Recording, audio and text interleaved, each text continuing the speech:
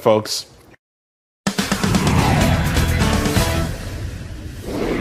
Good evening, everybody. Our top stories: the president responding decisively to the immigration crisis his predecessors created, signing an executive order that stops family separations while pushing for new legislation that will secure our borders and fix our broken immigration system. 60 years, nobody's taken care of it. Nobody's had the political courage to take care of it, but we're going to take care of it. It's been going on for a long time. The president due to speak in about 30 minutes. He's at a rally in Duluth, Minnesota. We'll have live special coverage here tonight and complete analysis from an all-star lineup of guests, including Congressman Matt Gaetz, former White House strategist Dr. Sebastian Gorka, historian, presidential historian Doug Wead. Also tonight, Peter Strzok, escorted from the FBI for his anti-Trump tweets, and yet somehow we find out he remains on the government payroll. Former FBI Assistant Director James Kallstrom is here tonight to talk about out-of-control corruption at the uppermost levels of the FBI. Our top story: President Trump today acting on what previous presidents, including Obama and Bush, long ignored, signing an executive order that will allow children to stay with their parents caught crossing the border illegally. The president moving to stop the family separations. We're going to have strong, very strong borders, but we're going to keep the families together. I didn't like the sight or the feeling of families being separated, and we're working very hard on immigration. It's been just left out in the cold. People haven't dealt with it, and we are dealing with it. At the same time, we are keeping a very powerful border, and it continues to be a zero tolerance. We have zero tolerance for people that enter our country illegally.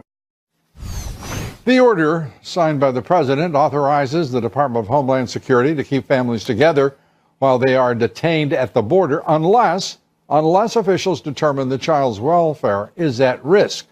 The order also authorizes the Defense Department to provide facilities to house those families. Also under that same order, the Justice Department directed to prioritize the prosecution of cases involving families.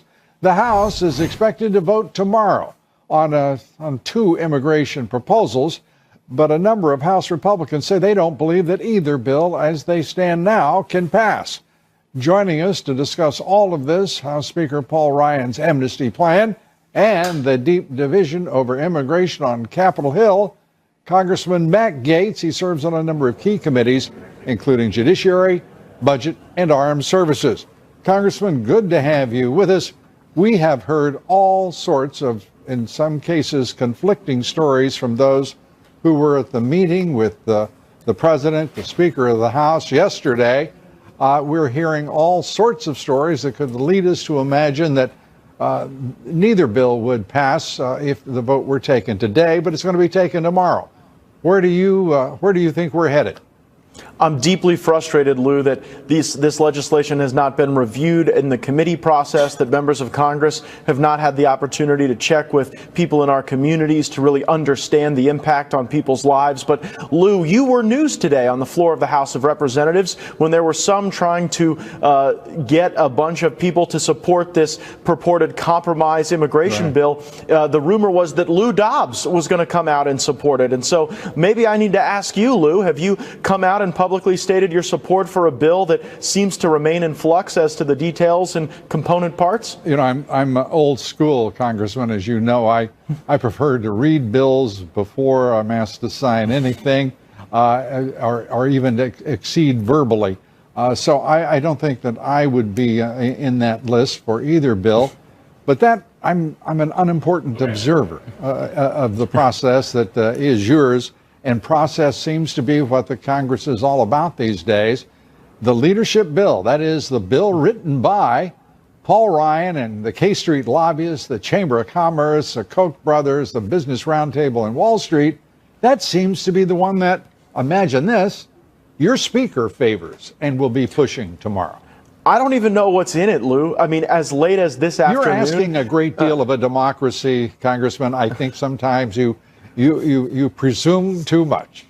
I must. I mean, I'm with you. I think that we promised the American people if we had Republican control, we would actually read legislation before voting on it and forcing it on the American people. And right now, the target is moving. And I want the opportunity to be able to really review this and understand which pieces are going to help us restore the rule of law. Are we going to be able to crack down on sanctuary cities? Will we end this stupid visa lottery? Will we have the opportunity to ensure that our border wall is built like the American people were promised by this president? If the entire focus is on how fast we can get amnesty for people, that's not what we promised. And I think the American people expect from us to be very strong against illegal immigration for the benefit of this country.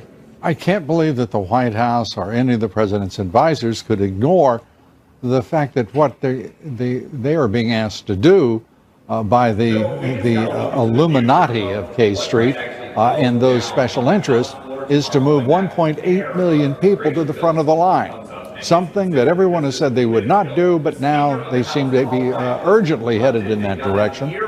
Secondly, this president was elected not only to build a wall, but to make America great, now keep America great, and I can't for the life of me understand how it keeps America great to push people to the front of the line who have violated our laws, who are not part of a meretricious immigration system that the president wants to put in place, and who have, in fact, in point of fact, simply lined up with the left and the elitist globalists to fight exactly this president and his policies. Well, and, the American taxpayer cannot be expected to pay for every human being that has a compassionate story in the world. There are people all over who do. And frankly, I think that we ought to focus on Americans first. That was the theme of this last election. And when you don't end chain migration, when you allow the parents of DACA children to have a path to legal status, those were the people who broke the law that put us in a bad position in the first place by bringing children across the border and committing the crime of illegal entry. If we can legalize those folks, and then they start to be able to pull on the chain and bring even more people over, then we've undermined our entire argument. So again, I don't know the extent to which those provisions will be in or out of the bill, but that's the problem. As I'm talking to you right now, Lou, the Rules Committee is changing the legislation, and we could be voting on it as soon as tomorrow. This is no way to run a railroad. And frankly, if we don't have true hearings on this issue, I think everything will just be a Band-Aid to get us from one crisis or one news cycle to the next, rather than dealing with the root problem with illegal immigration, and that is that we are building magnets in this country that draw people across our borders illegally when we give entitlements to illegals and when we don't have E-Verify to hold employers accountable. Illegal immigrants afforded the same social safety net as American citizens, drawn to this country because in most cases they are uneducated, they are unskilled, and corporate America desperately needs them in certain roles. But how this makes America great, that should be the first test question, period. And the second question should be, if everybody's so doggone smart about immigration, riddle me this. I've said for 2 decades that you cannot control immigration if you can't control your borders. Yes. If someone would defeat that straightforward little slice of logic, I would be glad to sign on to whatever the plan might be, but I would appreciate the respect to the American people, the middle class, to whom this president has promised so much and delivered so much. Our middle class is growing again. Wages are rising. But this looks to me like a step straight backwards. To you, the last word. Well, you're absolutely right. The low energy amnesty bill that we may be asked to vote on is certainly not in concert with the principles and the ideals that you laid out. I came here to vote for a border wall, to crack down on sanctuary cities, to end chain migration. If I get the chance to do that tomorrow, that's what I'm going to do. But I'm certainly not going to be standing for any low energy amnesty bill. Good for you. I love it. Low energy amnesty. But we know we don't like low energy, don't we? That's right, Lou. Matt Gaetz. Congressman, thank you very much. Great to have you with us. Up next, anti-Trump agent Peter Strzok. He still has a paycheck from the FBI, despite his clear efforts to stop, to subvert the Trump candidacy and the Trump presidency. Former FBI Assistant Director James Kallstrom joins us next, and we're awaiting the beginning of President Trump's campaign rally tonight in Duluth, Minnesota. You say, why Minnesota? Well, we're going to answer that question tonight, and a lot of people across the country may find it both surprising and delightful. We'll be bringing that to you live on this special edition of Lou Dobbs Tonight. Please stay with us throughout. We're coming right back. Peter Strzok was escorted out of FBI headquarters last Friday, but it appears he still has, if not a job, at least a paycheck. Strzok's attorney says his client was, quote, escorted out of the building as part of a, quote, ongoing internal proceeding. Strzok is employed in a human resources position. The Justice Department Inspector General confirming this week that he is reviewing whether Strzok's anti-Trump bias affected the decision to create the special counsel and launch that probe. Joining us tonight, James Kallstrom, former Assistant Director of the FBI. He served nearly 30 years with the Bureau. Jim, first of all, thanks for being here. Great to see you. Peter Strzok escorted from the building, yet he's still getting paid. And after reading, tons of emails written by him or his purported lover, Lisa Page, how is it that the FBI could even begin to think to keep him on the payroll? I don't know. That's a good question. And apparently there's thousands of other text messages that we haven't heard from yet or seen, or I don't think the Congress has seen. Maybe the FBI has seen it. But they were extremely slow to act on this case. Just putting him in personnel, that's not good enough. Those remarks were, that's not just being biased. That's illegal, conspiring to actually change an election, to bring an election down. To change an election and then to subvert, to stop, and to refer to a group of people, at least with the plural we will stop a presidency. Yeah. This is, it seems, seditious as well as subversive. Yeah, and the Inspector General's investigation took over a year. He has no ability to put people in the grand jury. Right. But it had a few things that were a bit helpful, even late. Right. I mean, it showed more of the conspiracy against our president. This phony rushing thing. It added to that pile of evidence that we know why this is just a phony thing. It is the insurance policy, and there's many other people involved.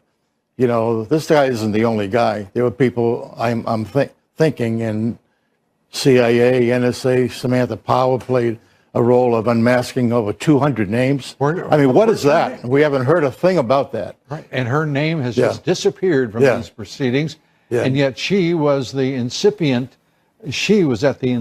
point of all of this in calling for those unmaskings, hundreds of them, that affected the Trump campaign and then obviously the Trump presidency.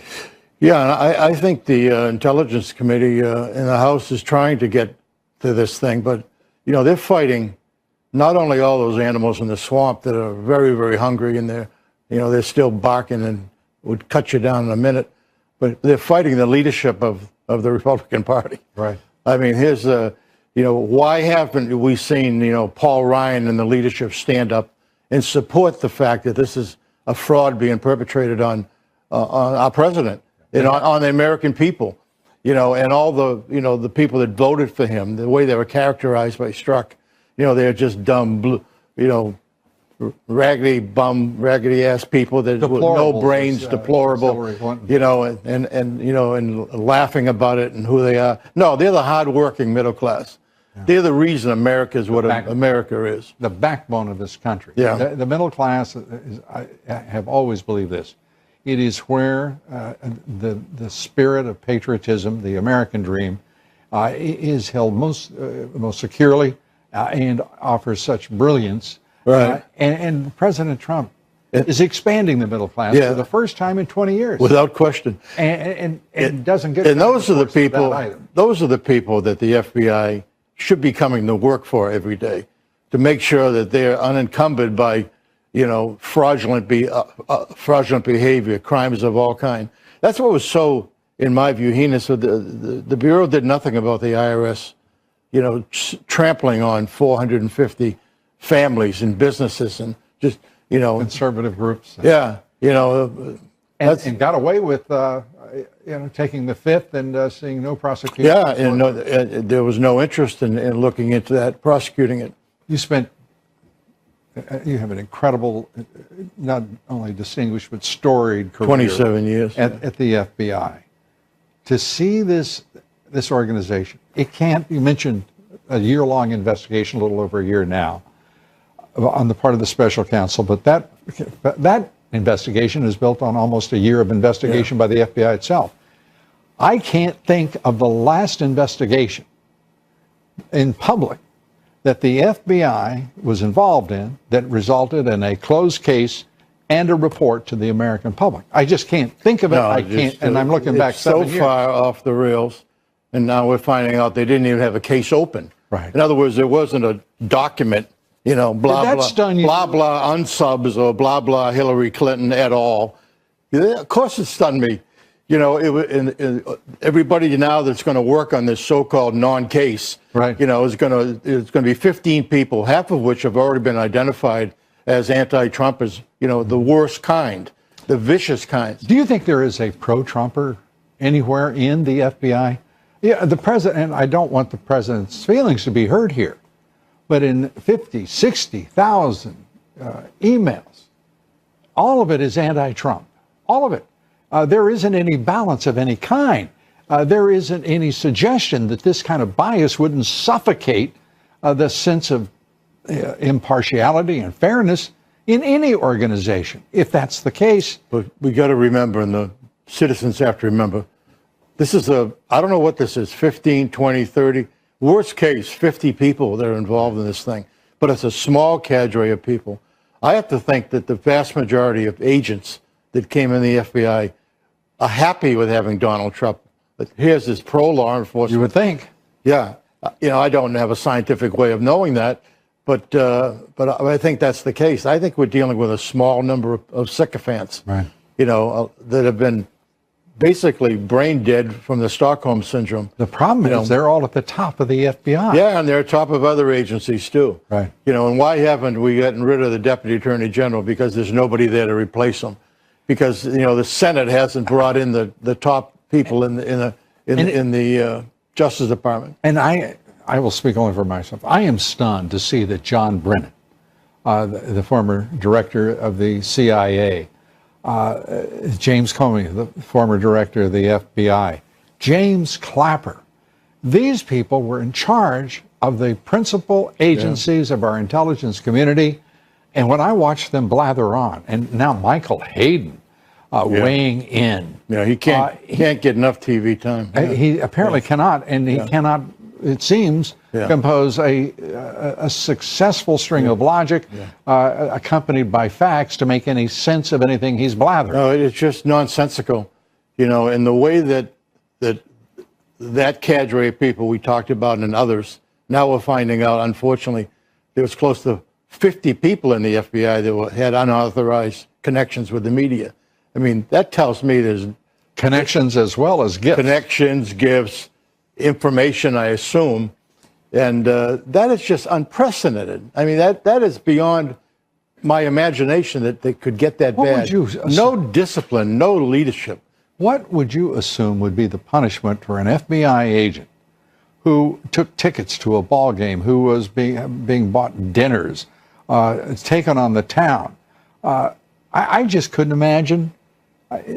People talk about J. Edgar Hoover. I can't imagine a single G-man under J. Edgar Hoover ever doing that. Yeah. Now, I may have been the victim of those types of things are dealt with very harshly.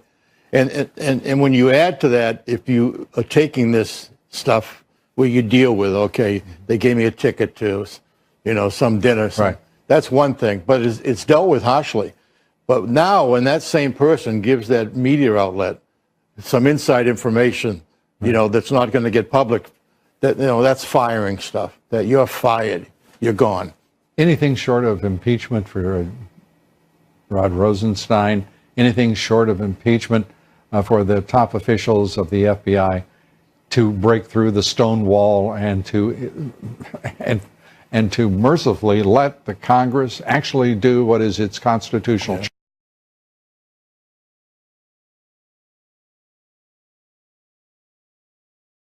Good evening, everybody. We're going to go to Duluth, Minnesota here very quickly. You're looking at the Trump rally filling up the facility. It holds about 8,500 folks, the arena, the AmSoil Arena. The venue was originally at the DECC Arena in Duluth, but had to be moved to the AmSoil Arena because of the high demand for tickets to see the president. By the way, why is President Trump in Duluth, Minnesota? Didn't Hillary Clinton win Minnesota? Yes, she did, but by a scant 1.5%. And this looks like a real piece of strategy on the part of the 2020 campaign for Donald J. Trump. This president is going to be challenging a lot of, orthodox, conventional thinking on the part of the Democrats. He's going straight into their territory, if you will. By the way, he won the 8th district with Duluth right in the center of it. He won it by 16 points in the presidential election. Now, statewide, it turned out to be Hillary Clinton's 1.5% that took the day, but the president did better than any Republican, including, by the way, the 2012 campaign of one Romney, Mitt Romney, and who was it he ran with? Paul Ryan. They didn't do so hot. President Trump, his run in 2016 was the best performance by a Republican in the state of Minnesota since 1972. That's right, in 46 years. It's just it's amazing. Winning by losing by 1.5%. I don't want to do revisionist history like some of those folks in fake news. I started to say he won it, but of course Hillary Rodham Clinton did. Al Franken, his seat, he lost to to unfortunate circumstances, I would put it that way. It's held by Senator Tina Smith, a Democrat. Former Governor Tim Pawlenty is running for the governor's seat in 2016. Pawlenty is the one who said Trump was, quote, out at the presidential level, I said, in 44 years. And we're told that the president has arrived at the arena, keeping America great again. Looks like that is a very serviceable slogan for the upcoming presidential election. In the 8th district, by the way, home to that state's famed Iron Range, iron ore workers struggling with economic downturns, imported steel, of course, giving them fits as well, and the president's tariffs on steel and aluminum dumping in this country is very popular there. The Iron Mining Association president, Kelsey Johnson, will be amongst the dignitaries attending tonight, we're told.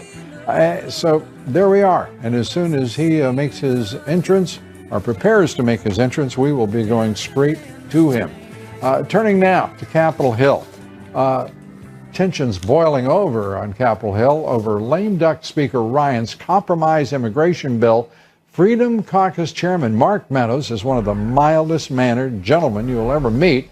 He went up to the Speaker today to, well, in fact, the language was excoriate him in the House chambers. Meadows' spokesperson says the scuffle was over the compromise immigration bill that omitted key provisions that had been agreed upon beforehand. Now, I've got to say to you, ladies and gentlemen, I am shocked. I'm absolutely shocked that Paul Ryan would do that.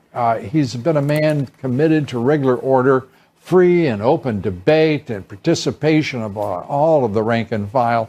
I am being facetious, if you cannot tell. This is a man who takes his orders from the billionaire donor class.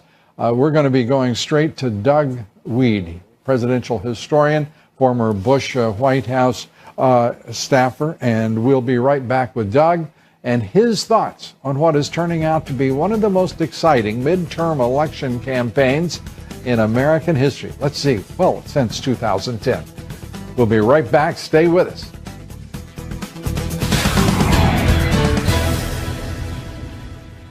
Reporting about on why Mark Meadows, Congressman Mark Meadows, the head of the Freedom Caucus, and Speaker Paul Ryan were in each other's faces, and at one point, Congressman Meadows saying he's done, after apparently throwing a lot of choice words toward the Speaker. But we're going to continue until we find out what did happen down there on the floor. You know how those people are. They're so civilized that sometimes you're just not ready when they, come unstuck. We're just moments away from the start of President Trump's campaign rally tonight in Duluth, Minnesota. And this is a live shot of the packed AmSoil Arena. The president is expected tonight, by the way, to endorse Republican congressional candidate Pete Stauber. Minnesota's primary will be on the 14th of August, and he means to, it's interesting, he means to have an impact in these primaries. There was a lot of conflict within the White House political office, apparently, about whether the president should be engaging in primary politics. But frankly, the stakes are very high. For him to ignore the primary is for him to not put forward his greatest influence over races at the most critical time. I understand also the political savants and suggesting they should stay away from the primaries, but this president means to have an influence and is not particularly trusting of the congressional and senatorial campaign committees that have to this point had a checkered record on moving forward. Critical, of course, because the president needs all of those folks in the Senate. He can and needs to hold the Senate just as he does the House, where there is great vulnerability with more than 40 Republicans retiring, and this president in desperate need of help as he moves forward in the remaining 6.5 years of his presidency. Joining us tonight is presidential historian, former Ron Paul campaign advisor, Doug Wead. Great to have you with us. Doug, thanks, Lou. This is quite something to see. I mentioned his attempts to influence the primary outcomes so that he has the greatest impact on these races. So many Republicans retiring from the House. Now the head of the Freedom Caucus in a very fierce and passionate argument with the Speaker. Making very clear he's not. You won't put him down as a maybe when it comes to Paul Ryan as a Speaker. I can't understand, by the way, why anyone in the Republican conference would be putting up with it.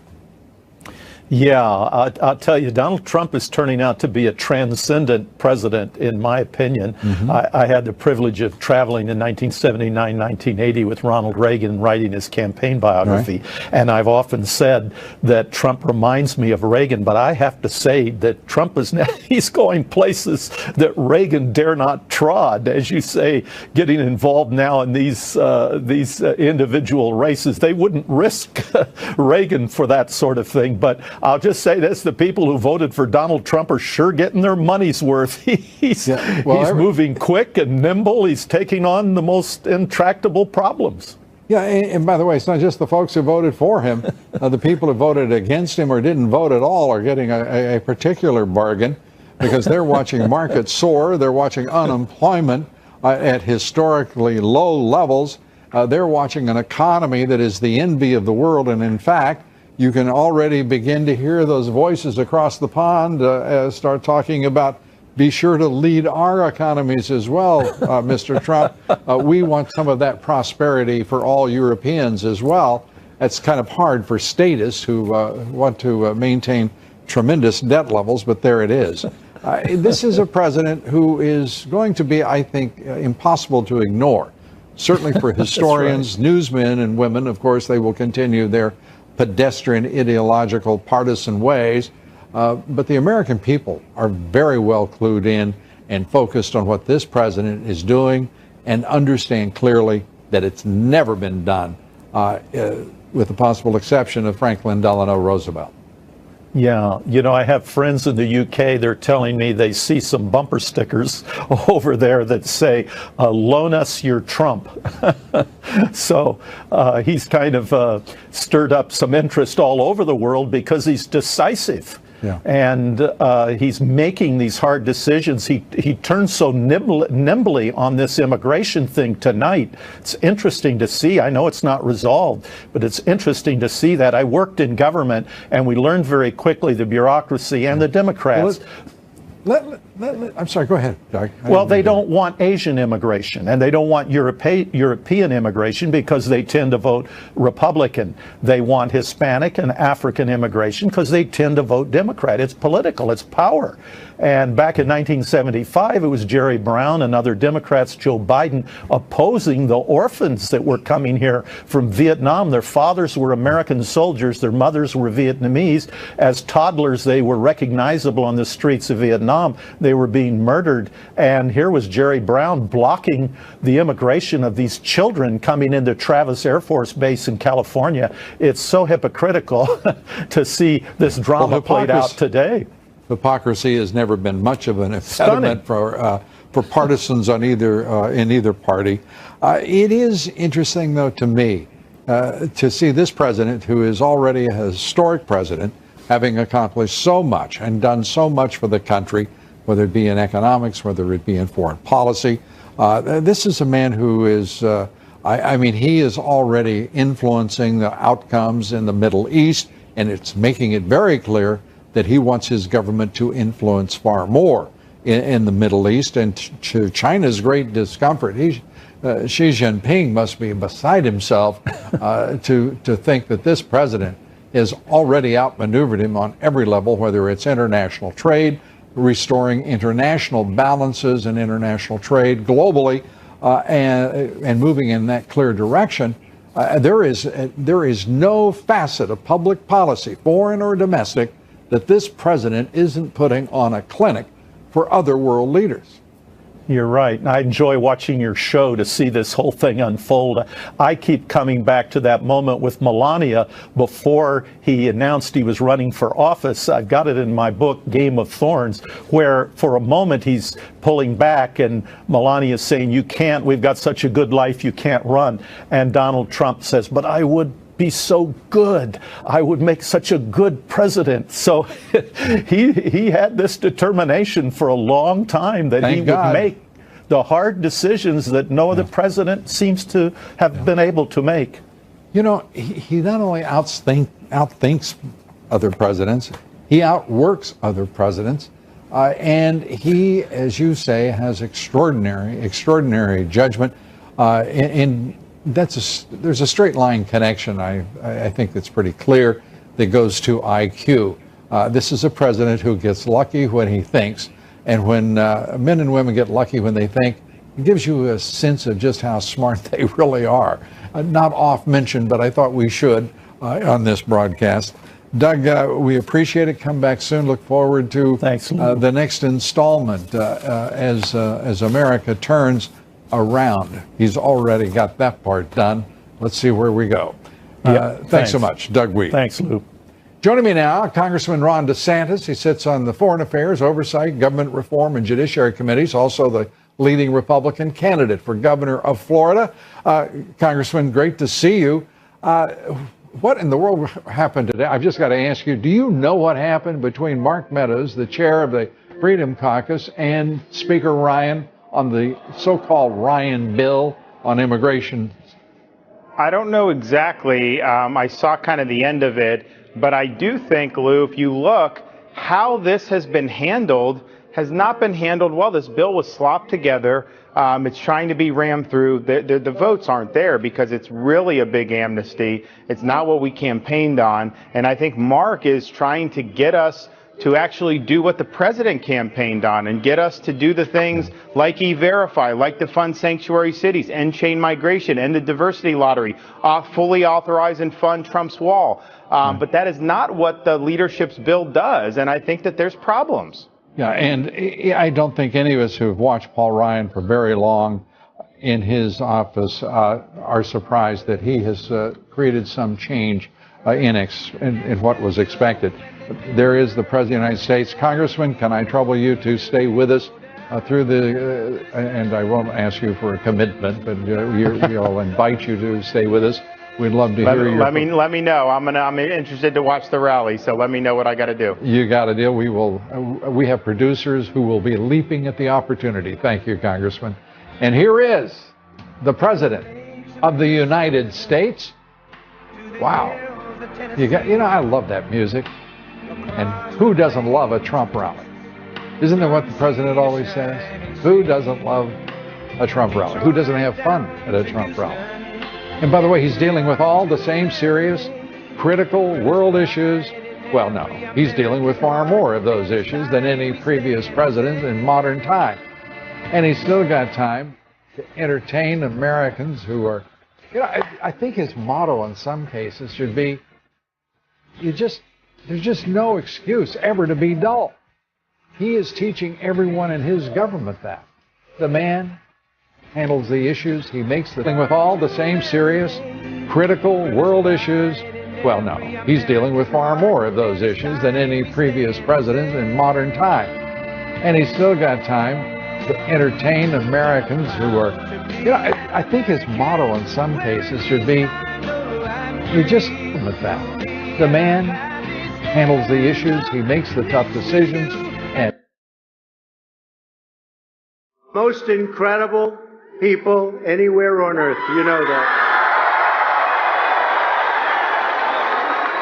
And I hate to bring this up,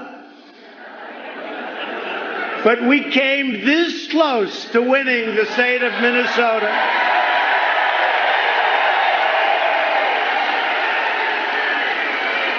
And in 2.5 years, it's going to be really easy, I think. Really easy. It's been many, many decades since a Republican did that. One more visit, one more speech. That's why never give up. Never, ever give up. One more speech. Now, we're very proud of Minnesota. Let me also say, congratulations to the Bulldogs on winning the NCAA championship hockey tournament. Wow, that's a big deal. Right in this arena, this is where they play, right? Boy, I hear they're a great team. And how many are going to the NHL? How many? 2, 3? That's a lot. They're going to do it. Great team. Thank you. Great team. The Bulldogs. So we're honored to be joined tonight by many wonderful Republican leaders, including our incredible House Majority Leader, Kevin McCarthy. Kevin, come up, please. Where's Kevin? Kevin. He sends a lot of money this way, I want to tell you. I also want to thank, and maybe just ask him to come up. We have all night long, right? Do we have time? All night. We're not going anywhere. Some great people. Congressman Sean Duffy. Great champion. Come up, Sean. Come up. Great champion. The whole thing going up the trees and down the trees. Number 1 in the world for 4 or 5 years. Come here. With a great, great wife, by the way. Very talented. Tom Emmer, Congressman, loves this state.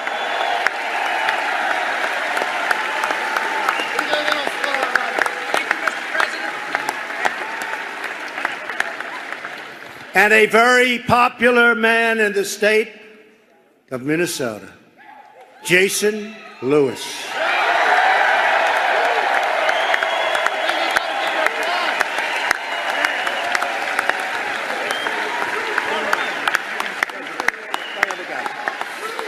I also want to thank Lieutenant Governor Michelle Fischbach for being here. She has been so great. Got a big race coming along. It's going to do great. Along with State Senator Karen Housley. Karen, come on up here. Get him up here. Where are you? Stay there. It's too much of a deal. Good luck. Karen, good luck. Michelle, thank you. Also, a friend of mine and a man who's been incredible and a great supporter, Minnesota Senate Majority Leader Paul Gazelka. And Minnesota Republican Party Chair Jennifer Carnahan, who has been fantastic. Thank you.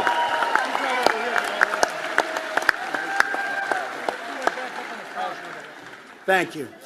And finally, the person we're all here to support tonight, somebody who's very special, by the way, loves ice hockey, real ice hockey family. In fact, his brother, you know, the coach of the winning women's team in the Olympics. Not bad.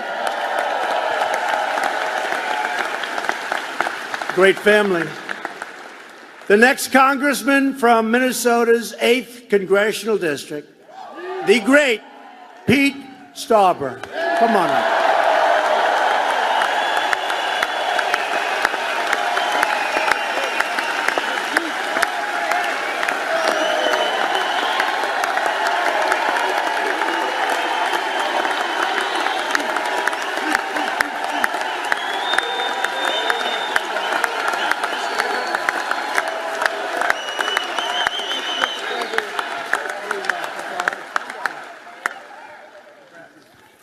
I'll tell you, is this a pretty good send-off for Pete? This is not bad, right? Hey, Pete, come here. Say a few words. He wasn't supposed to do this, but let's hear him, right? Come on, come on. Thank you, Mr. President. Welcome to the city of Duluth and the great state of Minnesota.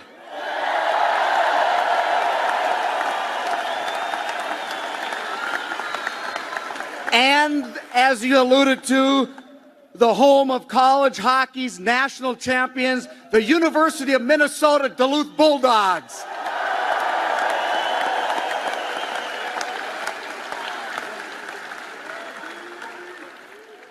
I'm Pete Stauber, and I'm running in Minnesota's 8th Congressional District because, like President Trump, I love this country. I love our freedoms, and I love our Constitution.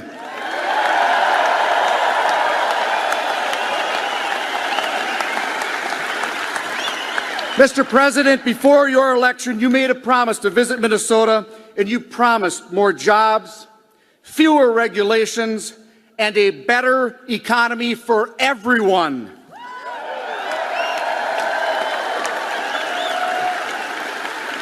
Now, jobs are up, unemployment numbers are at a historic low, small businesses and manufacturers are surging,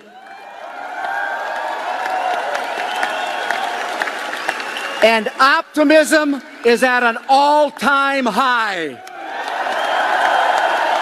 Because of you. My blue-collar, common-sense, conservative message is resonating throughout the 8th District. Mr. President, these people support you.